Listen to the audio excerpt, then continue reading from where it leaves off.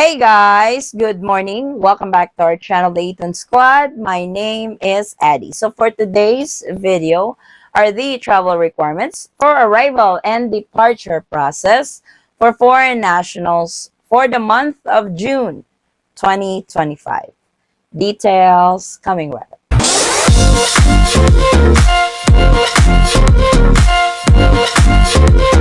So it's the new month. Let's update the travel requirements for foreign nationals. This is for arrival and departure process for this month, June 2025. So this category are for foreign nationals entering and departing the Philippines as a tourist, 13A, SRRV, 9A visa as well. So the very first one is your valid passport. Make sure your passports are valid. The 6 months rules do apply for foreign passport holders.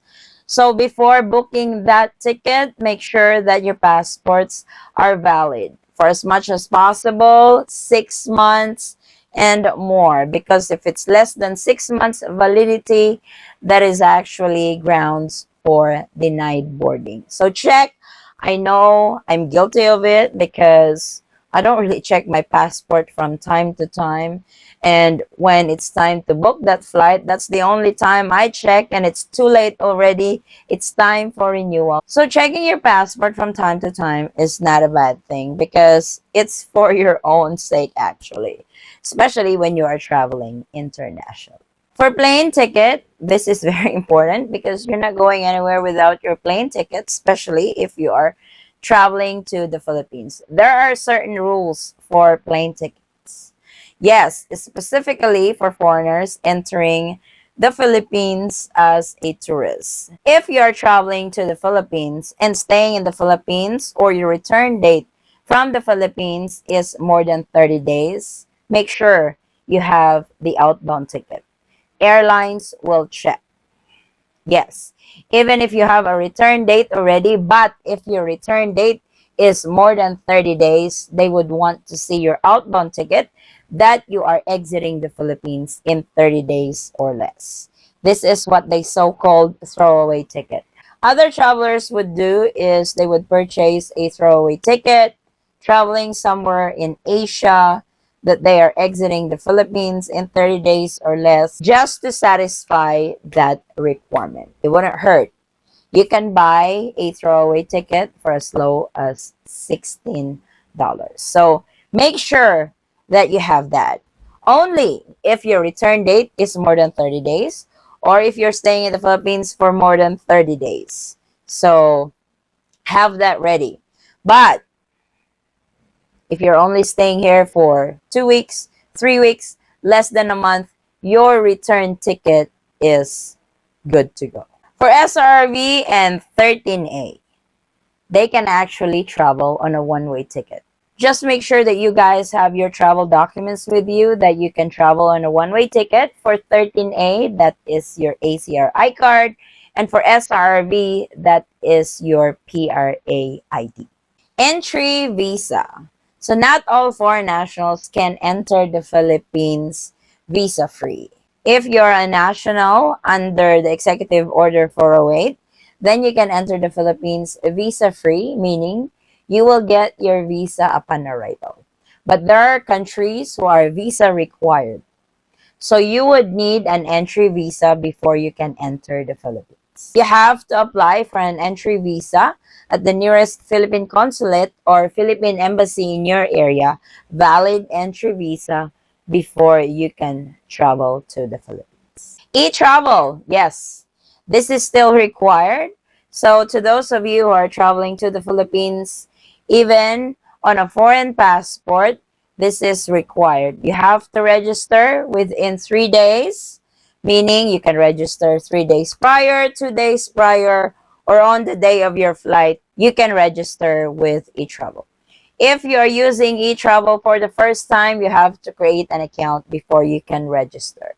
And to those of you who have already an account with eTravel, just log back in, register, then generate that QR code. Make sure that the QR codes are ready because this will be checked at the very last step before you exit the airport.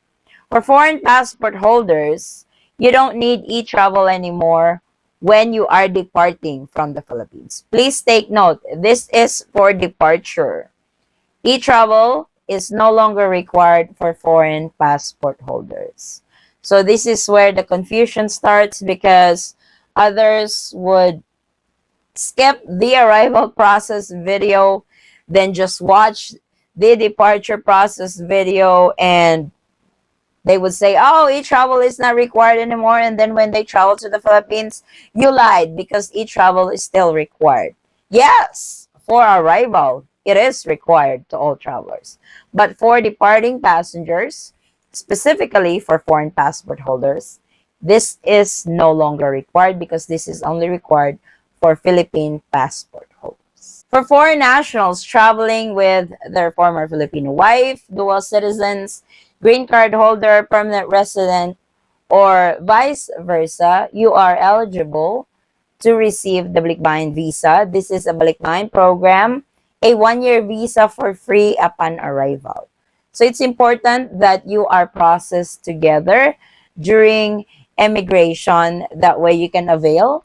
And it wouldn't hurt if you give the immigration officer a heads up that you are availing for the Balikbayan privilege. If you are traveling with your foreign spouse, prepare for the proof of filiation. That is your marriage certificate. And if you are traveling with your foreign kids, that is their birth certificate. Exit clearance. This is specifically required for foreign nationals who have stayed in the Philippines for 6 months or more, especially to those who entered as a tourist. So if you have stayed in the Philippines for 6 months or more, you have to secure the Exit Clearance Certificate, or ECC, at the nearest Bureau of Immigration before you depart from the Philippines. This is the same case with 13A visa holders. When you depart from the Philippines, you have to secure the Exit Clearance Certificate as well before you depart from the Philippines. SRRV holders are exempted from securing this particular document regardless of how long they have stayed in the Philippines. Travel tax will vary of your duration of stay in the Philippines. For tourists and SRRV, if you have not stayed in the Philippines for more than a year, this is not required. So, travel tax will kick in if your duration of stay in the Philippines is 1 year and up. For 13A visa holders, regardless of how long you have stayed in the Philippines or how short you have stayed in the Philippines, you have to pay for travel tax. If you're one of those travelers who needs to pay for travel tax, you can do this online or at the airport, because they have counters there. Travel insurance, this is optional already. So it's really up to you if you want to avail for travel insurance. If you guys want to include this on your travel budget, then that's really up to you. Just make sure that when you are purchasing travel insurance, that you can use this in the Philippines for emergencies, because there are travel insurance that you cannot use overseas. So this is by far the travel requirements for foreign nationals entering or departing from the Philippines as a tourist, 9A, 13A, and SRRV for the month of June 2025. And to those of you who have just recently arrived or depart from the Philippines on this specific category, if you guys can share your experience arriving and departing from the Philippines, I would really appreciate it. So this is the latest. Thank you guys so much for watching.